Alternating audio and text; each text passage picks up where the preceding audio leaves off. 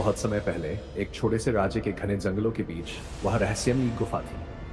कहते हैं वहां एक प्राचीन तांत्रिक रहता था। उसकी शक्तियां इतनी भयानक थीं कि लोग उसका नाम लेने से भी डरते थे। पर उसने अपनी शक्ति का दुरुपयोग किया और परिणाम, गुफा शापित हो गई। गांव के लोग डर से कांपते हुए कहते, जो भी उस गुफा में गया वो कभी वापस नहीं आया। आधी रात को वहां से चीखें आती थी, भूतिया मंत्र सुनाई देते थे और ठंडी हवा जैसे पूरे इलाके को अपनी गिरफ्त में ले लेती थी। एक दिन राजा विक्रम के दरबार में एक साहसी योद्धा आया।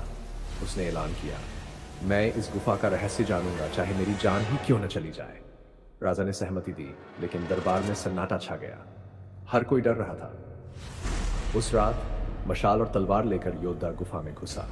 अरे, गुफा के भीतर का वातावरण इतना ठंडा, इतना अंधकारमय था कि उसकी रूह कांप गई। दीवारों पर विचित्र चिन्ह थे और खून के धब्बे। ये देखकर उसके कदम ठिठक गए। जैसे ही वह गुफा के गहरे हिस्से में पहुंचा, अचानक उसने देखा वहां एक बड़ा तांत्रिक मंडल था। इंसानी हड्डियां, खून से भरे पात्र और एक अजीब सी ऊर्जा जो उसकी आत्मा को झकझोर रही थी। एक ठंडी हवा का झोंका आया और उसने महसूस किया, कोई अदृश्य शक्ति मुझे खींच रही है। अचानक काले धुएं के बीच एक भयानक प्रेत प्रकट हुआ। उसकी आवाज ऐसी थी जैसे किसी ने लोहे को घसीटा हो। उसने चीख कर कहा, कौन है जो मेरी साधना को बाधित कर रहा है? योद्धा ने कांपते हुए तलवार निकाली, लेकिन तांत्रिक का प्रेत उसकी हर चाल को विफल कर रहा था। ऐसा लग रहा था जैसे मृत्यु उसके सामने खड़ी हो। तभी उसकी नजर दीवार पर लिखे एक मंत्र पर पड़ी।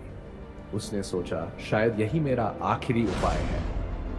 उसने हिम्मत जुटाई और मंत्र का उच्चारण शुरू किया। जैसे ही मंत्र पूरा हुआ, गुफा की दीवारें कांपने लगी। तांत्रिक का प्रेत चीखने लगा, नहीं, ऐसा नहीं हो सकता। प्रेत धुएं में बदल गया और गायब हो गया। लेकिन गुफा में एक गहरी शांति छा गई। योद्धा ने उस श्रापित गुफा को हमेशा के लिए बंद करवा दिया। पर गांव वालों का कहना है, गुफा का श्राप भले टूट गया हो, पर तांत्रिक की परछाई अब भी वहां मौजूद है, अपने अगले शिकार की तलाश में।